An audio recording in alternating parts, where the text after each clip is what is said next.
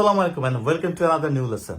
আমরা কিন্তু অনেক সময় শুনে থাকি যে টু এর পরে ভার্বের বেস ফর্ম হয়, যেমন to do, I love to it, I want to swim. হ্যাঁ, সো টু প্লাস ভার্বের বেস ফর্ম এটা আমরা জানি না। তো টু মানে হচ্ছে কি তে প্রতিনিকট, তো এই তে করতে, খেতে, যেতে, এই তেটাই এখানে ইউজ হচ্ছে। কিন্তু কিছু কিছু জায়গায় আছে টু এর পরে কিন্তু ভার্বের শেষে আইএনজি যুগ হয়। এই জিনিসটা আমাদের মাথায় রাখতে হবে এবং এটা খুবই ইম্পর্টেন্ট। আর কিছু কিছু জায়গায় আমাদের এগুলোকে অ্যাপ্লাই করে দেখাতে হবে যে উই নো দ্যাট। তো আজকে আমরা সেই জিনিসগুলো নিয়ে একটু আলোচনা করবো and let's jump into the পড়াশোনা।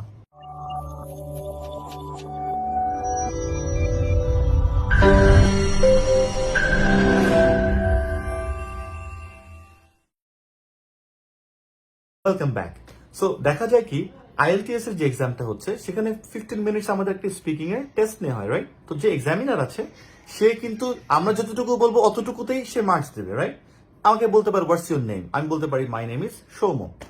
বলতে পারে হোয়াটস ইউর নেম, আমি আবার বলতে পারি my name is Soumya Khan. বলতে পারে হোয়াটস ইউর নেম, আমি বলতে পারি my name is Soumya Khan, you can call me Soumya. একটা মানে কোয়েশ্চেনে কতগুলো আমি ওয়ার্ড দিলাম অ্যান্সার হিসেবে, রাইট? এটা আমার উপর ডিপেন্ড করতেছে। তো আমাদের যেটা হয় আইএলটিএস এর যে স্পিকিং টেস্টটা হয় সেটাতে আমাদের অনেক কথা বলতে হবে।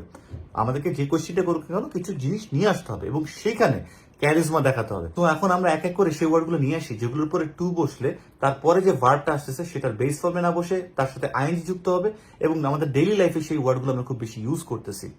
First of all, addicted to. Addicted মানে কি?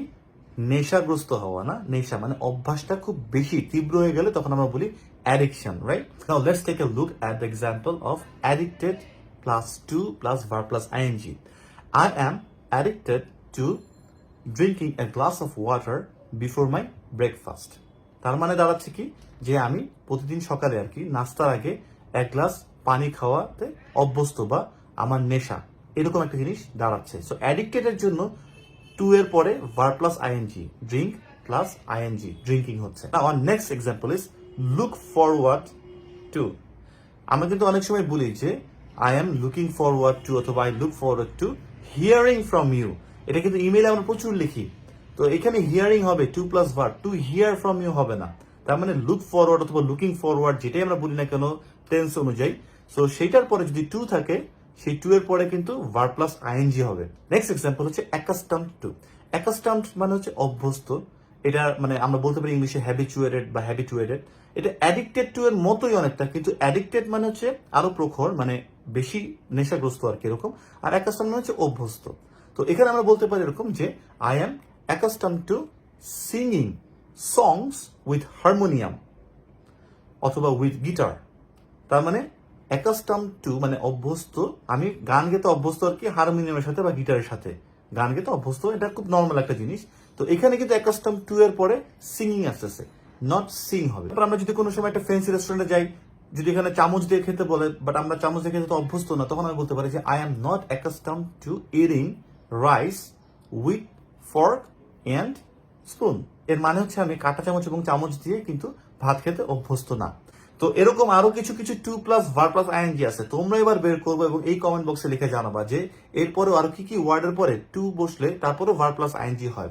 আচ্ছা, আমি আর একটা বলেই দিই, সেটা হচ্ছে উইথ এ ভিউ টু। এটা মানে হচ্ছে ইন অর্ডার টু অথবা টু, একই জিনিস। উইথ এ ভিউ টু বা ইন অর্ডার টু অথবা টু, এটাও তে, শুধু তেই হয়। So with a view to doing বা উইথ এ ভিউ টু এর পরে যদি ভার্বটা আসবে সেটার পরেও আইএনজি হবে, ঠিক আছে? যেমন I went to the swimming pool with a view to learning swimming, বা with a view to learning how to swim, যেটাই আমরা বলি সেটাই ঠিক আছে। তার মানে উইথ এ ভিউ টু মানে ওখানে তে। তো এই জিনিসটা মাথায় রাখতে হবে। এখন তোমাদের দায়িত্ব হচ্ছে তোমরা বাকিগুলো নিচে কমেন্ট বক্সে লিখবা, আমি দেখতে চাই যে তোমরা কতটুকু পারো। এই ট্রাইটা করে যেতে হবে।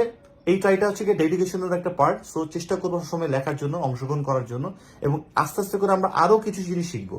সো নেক্সট লেসনে আবার দেখা হচ্ছে ইনশাল্লাহ। ততদিন পর্যন্ত ভালো থেকো। আল্লাহ হাফেজ।